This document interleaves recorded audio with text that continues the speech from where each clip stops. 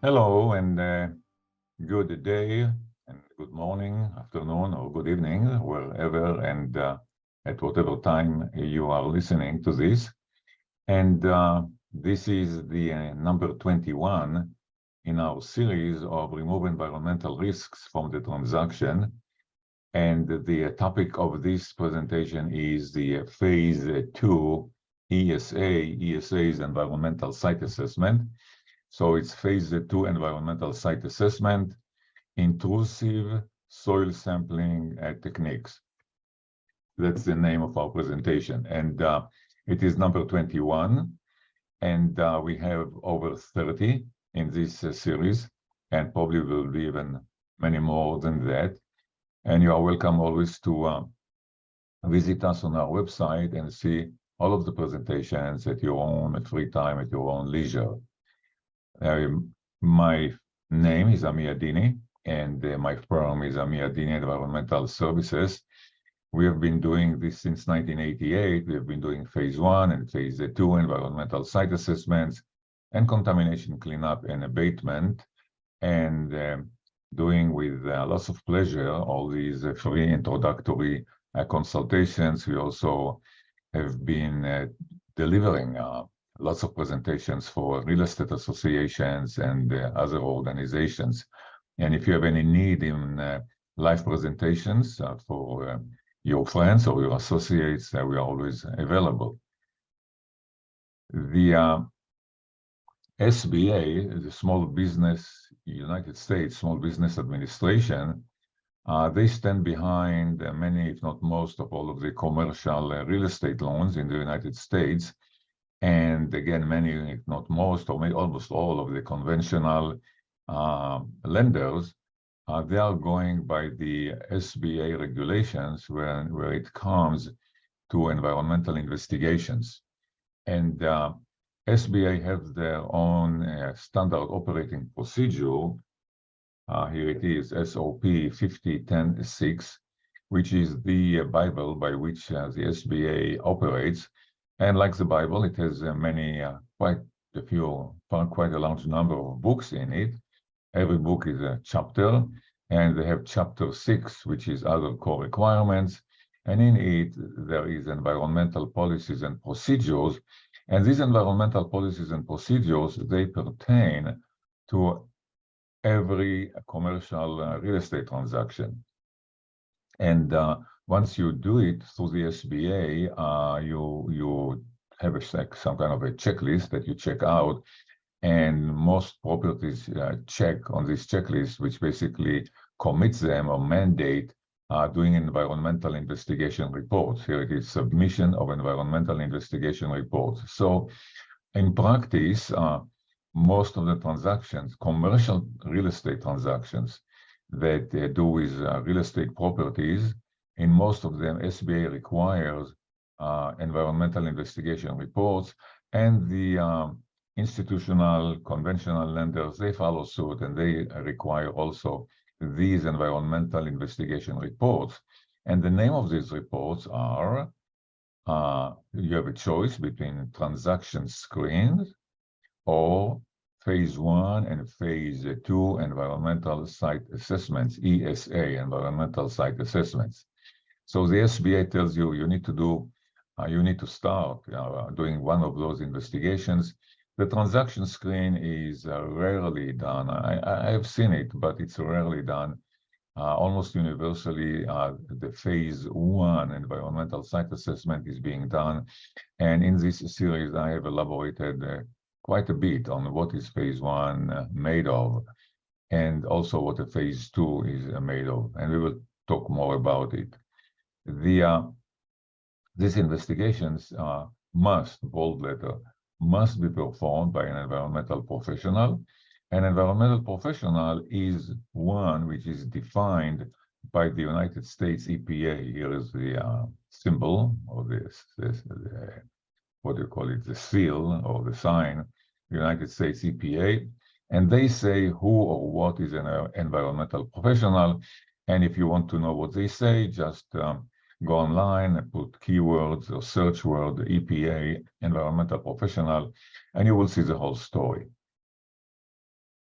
In their description of environmental professional, EPA tells you who qualifies as an environmental professional and what kind of certification or license are needed, and what are the educational requirements, and what is the experience requirements.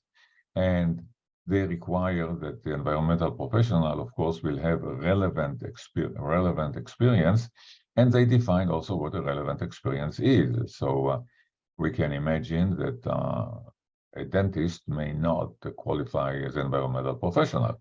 A dentist could be a highly qualified professional in their own rights, but they may not qualify as an environmental professional. Or closer example, you take a civil engineer, mechanical engineer. They can be a highly qualified engineer in their own field, but they may not have the relevant experience that is needed for the environmental professional. I'm happy to tell you that I am a qualified environmental professional, and I should say, as happy as I am to be an environmental professional, I'm not the only one. Of course, there are quite a few environmental professionals out there. I would say I know quite a few, and they are highly qualified, highly professional, and I'm very happy to belong in this group. So for me, I graduated in 1964 with a Bachelor of Science in Mechanical Engineering with additional credits in Nuclear and Mechanical Engineering, and went from there to practice in nuclear reactors and chemical plants, and eventually graduated or developed into a general engineering contractor in the state of California since 1989. So that almost 34 years now. And since I became a general engineering contractor with a special certification for the removal of hazardous substances. So not only am I a consultant in this area, but I've also done lots of projects where we remove contaminated material, contaminated soil, or contamination of many other kinds. The California EPA at one time recognized me as an environmental professional, environmental assessor level 2, and level 2 assessor was one that completed all the requirements for the most stringent level of environmental registration provided by the state of California. The REA2, which I qualified, is a project manager who can conduct all assessments and investigations, plus issue cleanup opinions. It's very important because regulatory agencies, they rely on the opinions that we give them. So the state recognized me as qualified to issue cleanup opinions and evaluate the risk from contamination and manage the cleanup of contaminated sites. And as I indicated, I'm not the only one. There are quite a few good environmental professionals out there.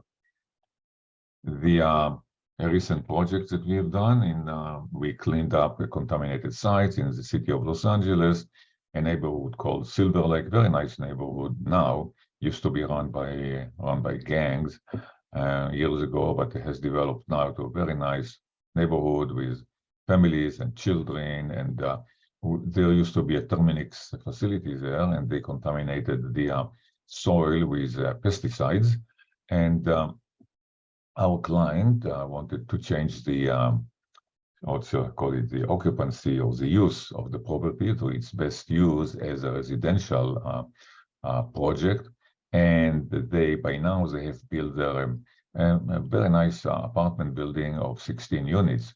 But when we moved there, it used to be a Terminix facility. It was contaminated. The soil down here was contaminated quite a bit with pesticides.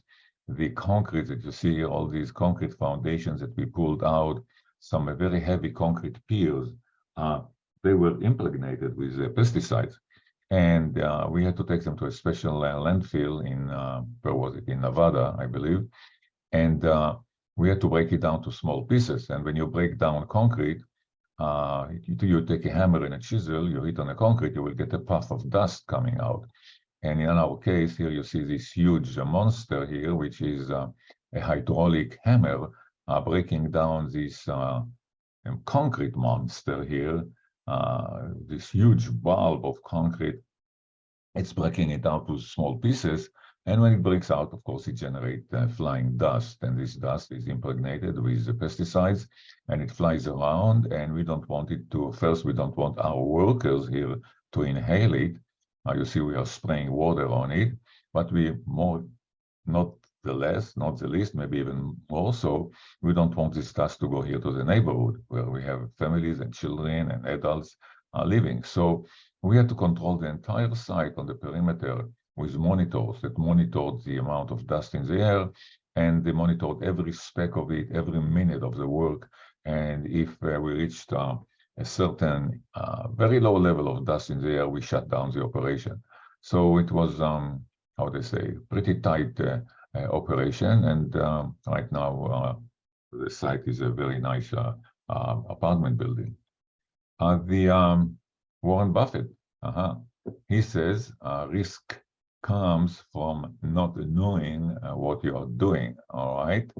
And we are talking here in environmental risks. So when we move into the real estate transaction, we want to know what we are doing. And I and my associates who work with me and for me, we would love to demonstrate to you that we know what we are doing when you or your clients retain us to do the projects.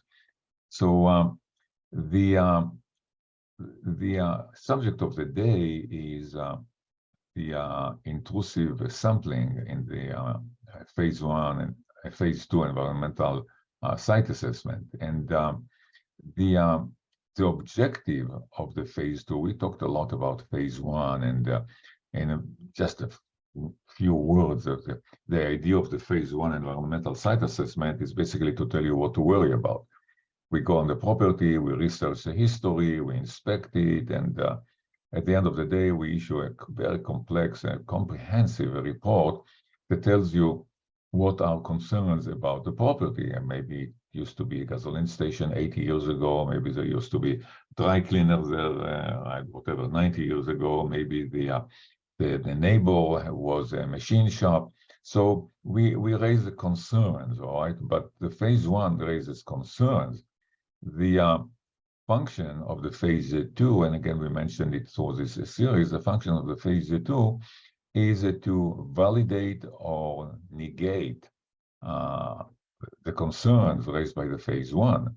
So it's kind of the phase 2 is kind of a yes or no proposition, okay? Are the concerns real or are they not real, all right? So is it yes or no? That's the idea of the phase 2. And this conclusion to be reached is done through certain sampling of the media that could be contaminated. And the media that could be contaminated in a property is soil or groundwater, or soil vapor. These are the 3 major media, and of course indoor air also, but we are not talking right now about indoor air. That's another subject. But the 3 surface and or subsurface media that we are interested when we move into a property that we have concerns, we want to know if the soil and or groundwater and or soil vapor are contaminated.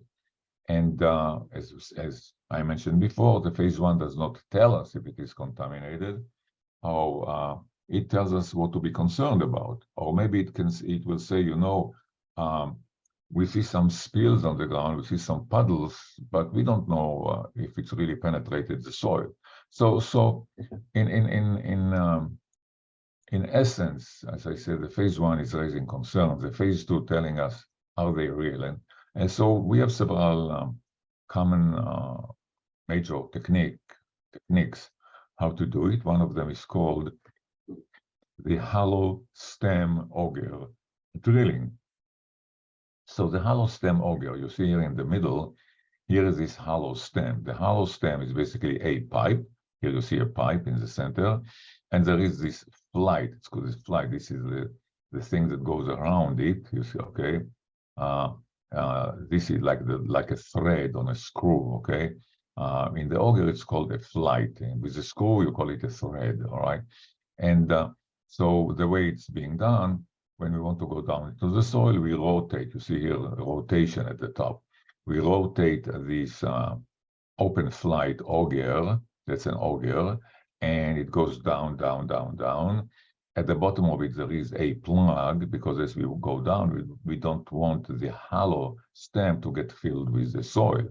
So we have a plug. And when we reach the sampling depth, let's say we want to take a sample at 10 feet. So we advance it down to 10 feet. We reach 10 feet. We pull out this plug. We pull it out. And then we insert what is called this split spoon sampler. So this is a sampler. You see, it is a hollow device that we put into the auger all the way down to the bottom. And now we push it into the soil at the bottom of the auger. As we push this hollow sampler, it gets filled with the soil. So now it is filled with the soil. How do we get it out? So this is why it is called a split spoon sampler, because there is a way to open it, and it opens up to two halves. And here is the soil inside that we sampled, and we take this soil and we send it to the lab, and they run all the analytical tests, and they tell us what is in the soil. Basically, no, they don't tell us what is in the soil. We tell them to tell us if certain chemicals are in the soil, because there could be gazillion chemicals in the world, all right?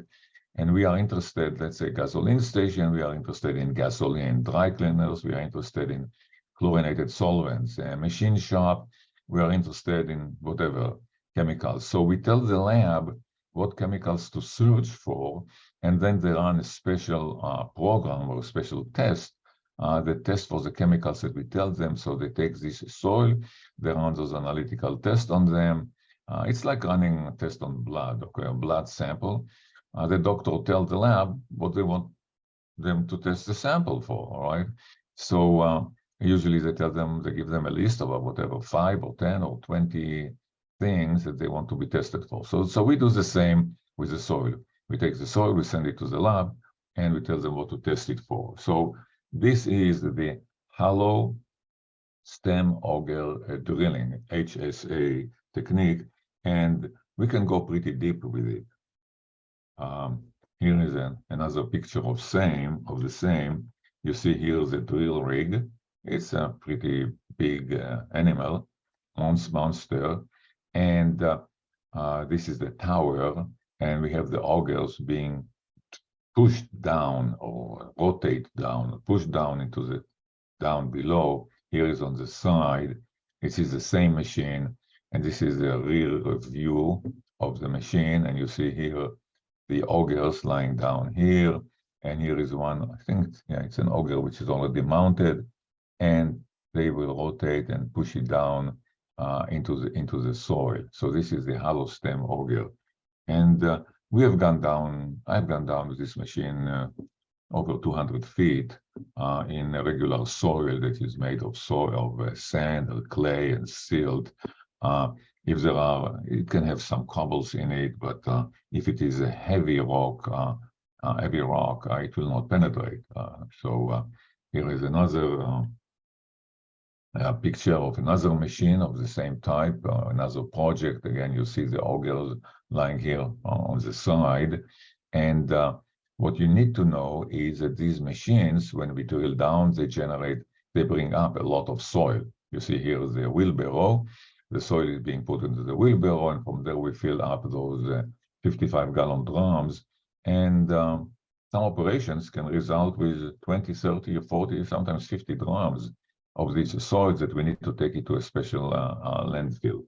So that adds up to the cost of the open flight at hollow stem open flight auger.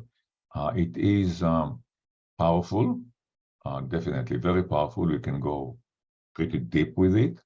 and we can reach groundwater at large depth.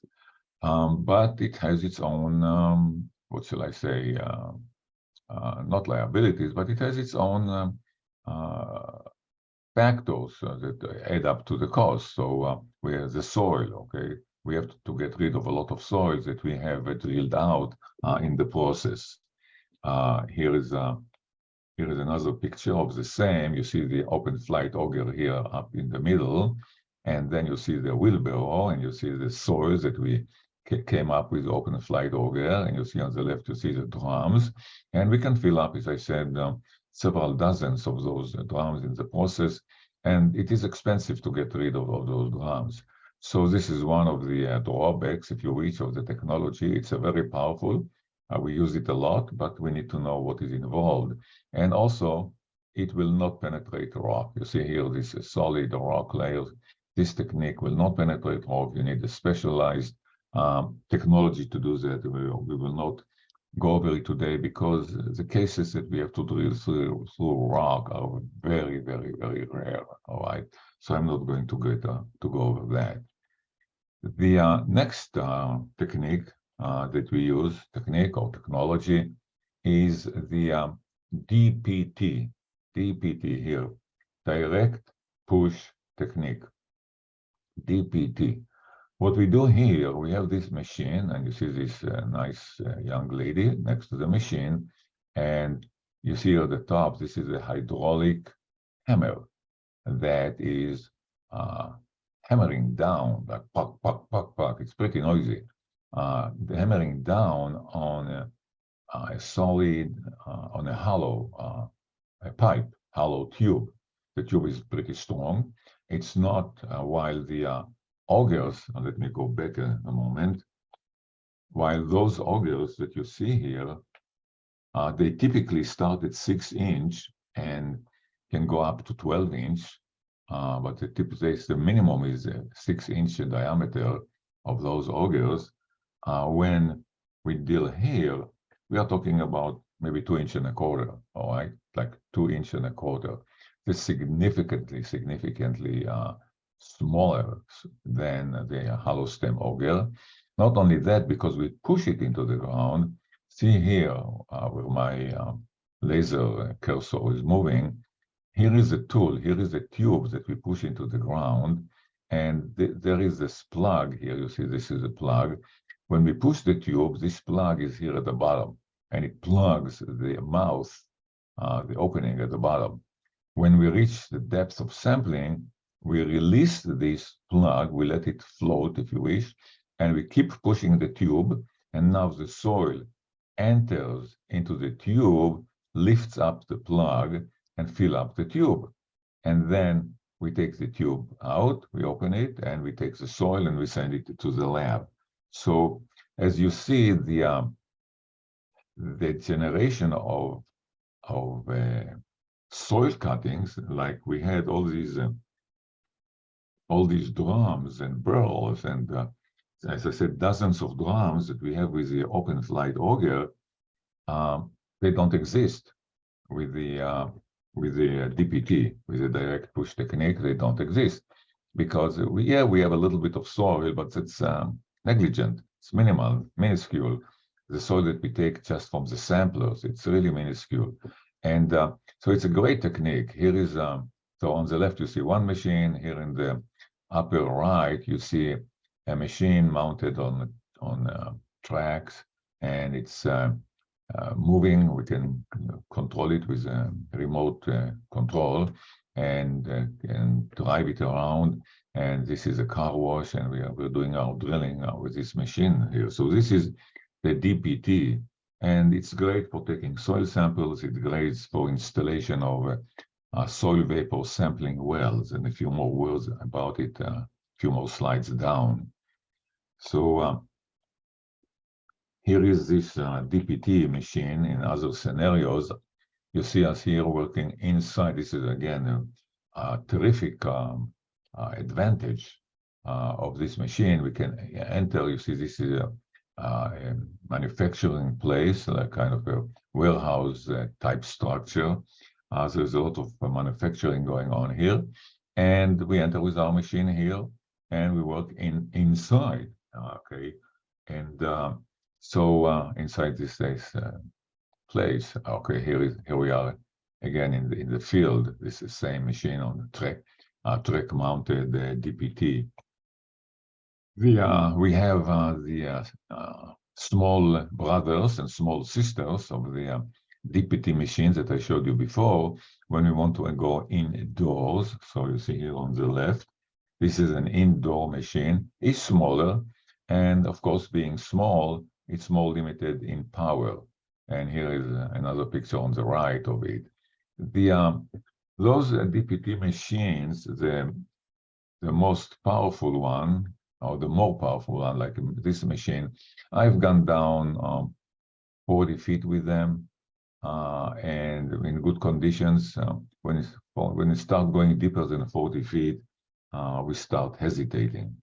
All right, so they are limited in depth because what the power that we have here is the power that pushes down the tube. All right. And this is less power than the hollow stem that I showed you before. So we are limited in depth. It's very clean and nice for relatively shallow sampling. And when in the phase 2 scenario, in the phase 2 site assessment, seldom do we go deep. Most of our sampling is close to the surface, and this DPT machine can do a great job.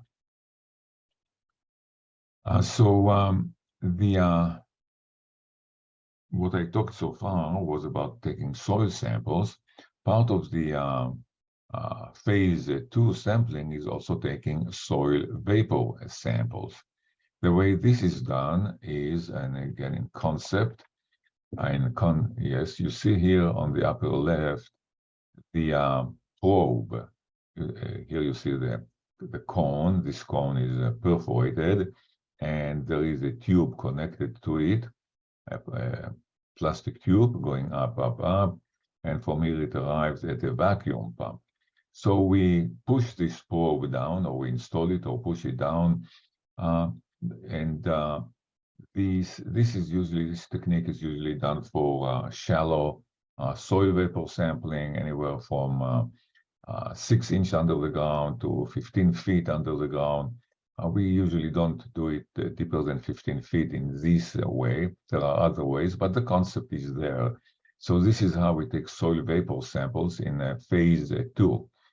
And we put those samplers, those probes in the ground. We suck out the air or the vapor with the vacuum pump. At a certain moment, after we ensure that we get a representative air coming, or vapor coming from the soil into the tube, then we insert this syringe here, and with the syringe we pull out this little piston of the syringe, and we suck the vapor into the syringe here, and then we take the syringe. Look here, bottom right, this technician, he's holding the syringe and he is injecting the air that we took into the analytical machine. And so he's injecting it, and then we know the results. We know what is in the air. Upper middle here, you see some of those tubing coming out from the probe. There is more than one probe here down. You see 2 tubes. That means we have 2 probes at 2 separate depths coming down, and we put the samples through these tubes. Here, bottom left, you see the engineer or the technician with a syringe pulling out sample from the tube. Here, bottom middle, again, another technician. She's pulling out the sample. Is the black thing that she's holding. This is a syringe, and here is another technician of ours doing this stuff. You don't see the details, but he's taking vapor samples. So Mendel, I'm not sure how to pronounce his last name. Creighton. Let's say Creighton. Mendel Creighton, 1843-1901, wise man. And he said, all true knowledge contradicts common sense. So common sense is what, quote unquote, everybody knows, all right? But true knowledge, I guess, is trying to tell us that it's a little bit more than what everybody knows, because a lot of time, what everybody knows sometimes is just, could be false. And all true knowledge contradicts common sense. And there is another saying, I changed it a little bit. They say the devil is in the details. I say, in my experience, God is in the detail, because once we look into the details of the problem, we find God, we find the solution. Thank you very much for listening. I'm always available to you. Call me or text me at 323-899-5001. You will find that I'm happy to talk to you about anything that you have a question about. I mean, in terms of environmental, I'm not a psychologist, so I'm not into personal relationship yet. My wife is more into that, but I am technical. I'm a tech guy. All right. So anything about environmental that you want to talk, I mean, environmental site assessments, let me qualify that. Call me 323-899-5001. Email me at amia, at amiadini.com, or just go straight to our website, amiadini.com. You will find a wealth of information over there. Thank you very much, and I hope to talk to you in the next installment.